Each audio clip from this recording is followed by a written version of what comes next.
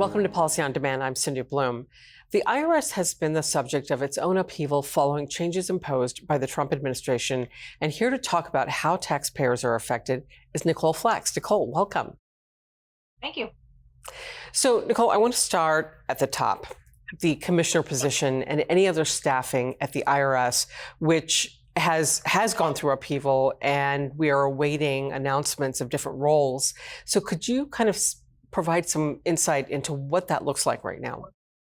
Sure. So there's been a lot of movement at the senior positions, and most of this has been reported in the press. So the nominee for IRS Commissioner, Billy Long, a former House member from Missouri, he is still in that confirmation process.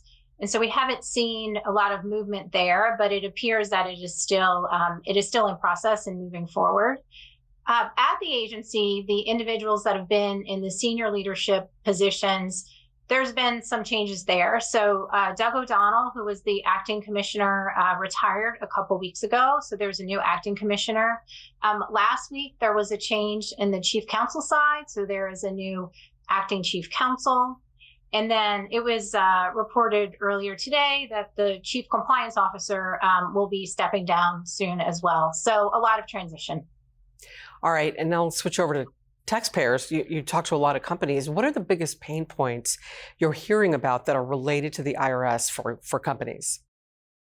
So the pain points really vary depending on really tactical pain points to just general uncertainty of the future and what that might mean. So immediately, IRS stopped travel for employees. And so that's created just some tactical issues with respect to if you have a company that's used to meeting with their folks in person, if they want to travel to them or they just want to move to a completely virtual environment. Similarly, since the IRS is now requiring employees to come into the office 5 days a week, and as has been reported broadly, there are some challenges there with some offices where there's not enough space for IRS employees. Some employees are asking companies if they can go back to the model from many years ago of working at the taxpayer sites. And so that's something that a taxpayer is going to have to manage if they're comfortable with that and they want the IRS at their place of business. I think the biggest pain points, though, are just the uncertainty for the future. It's clear that the number of exams will decline going forward, but there are also services that the IRS delivers to large corporate taxpayers that they want to continue, such as moving refunds that need to joint committee review, the competent authority programs. We have a number of clients that are interested in pre-filing agreements. So those programs, I think there's just concern that there will be a limit on the availability of those as well. So a lot of uncertainty in the system at this point. All right. And related to that, could you talk about how many people have been let go, where all of that stands, as some agencies are rehiring? But what are you, and related to that, what are you hearing about companies communicating and working with the IRS? Sure. So with the staffing, it's a little complicated. There are a few phases. So like the rest of the government, IRS employees were offered the fork in the road, which was the early retirement, early resignation. And it was reported that between 5,000 to 6,000 employees took that option. That's not a significant number for the IRS, given that, they would normally have about 7,000 to 8,000 employees retire every year anyway. So that was the first round. Some of those are transitioning off the rolls. So that was, it was kind of a steady decline with respect to that work.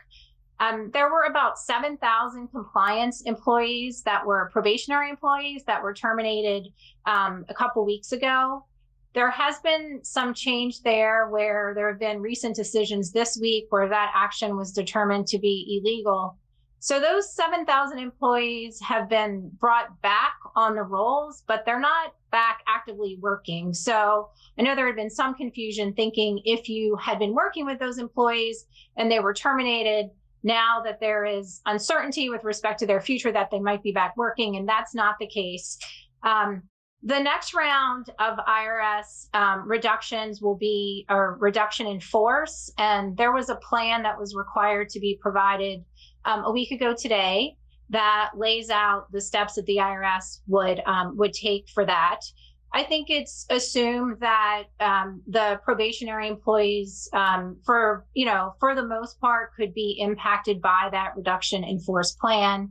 And there has been some reporting in the press over the last couple of days that the plan will impact counsel, which had not been impacted by the impact to probationary employees, and specifically the Office of the Taxpayer Advocate, as well as the Office of Appeals, which are obviously parts of the organization that taxpayers go to when they have problems and they need resolution. The IRS did respond to some of those reports saying that final decisions had not all been made. So I think we're waiting to see exactly what that will look like. But it's been broadly shared that it will be about a 20% reduction in the coming months, but that includes the prior buckets that I spoke about, the 5,000 and the 7,000. So where does this put April 15th? I mean, this is a huge tax deadline coming up, which is an enormous amount of work for the IRS, but are you aware of any talks about preparing for this and how they're going to handle it? Yeah, so I think with respect to filing season, the employees who are directly responsible for managing that, it sounds like there has been a delay with respect to direct changes there.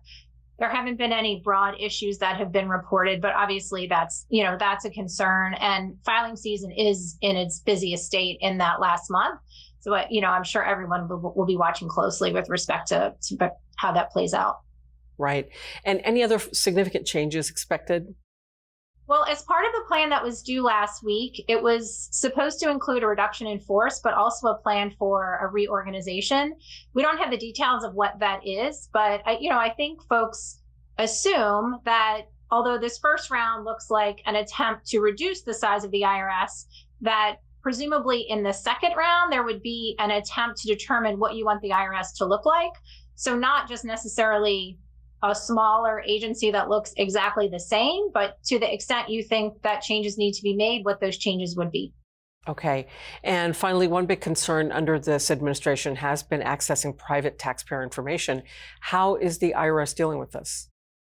So there's been a lot reported around this. I think it's important to remember the IRS has a lot of attorneys who work internally who have responsibility for ensuring that 6103 is followed. And, there are legal requirements around access to data. And I think that's why obviously it gets so much attention. But I would imagine that the career employees are working to ensure that the legal requirements are followed.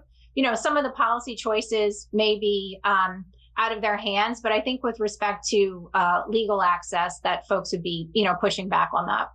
Okay.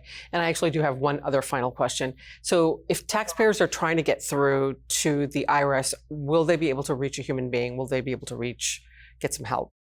So I think it's fair to say it will become more challenging to do that. It's, in an environment where the IRS is well staffed, it is still very challenging to get to a human being and to get to the right human being.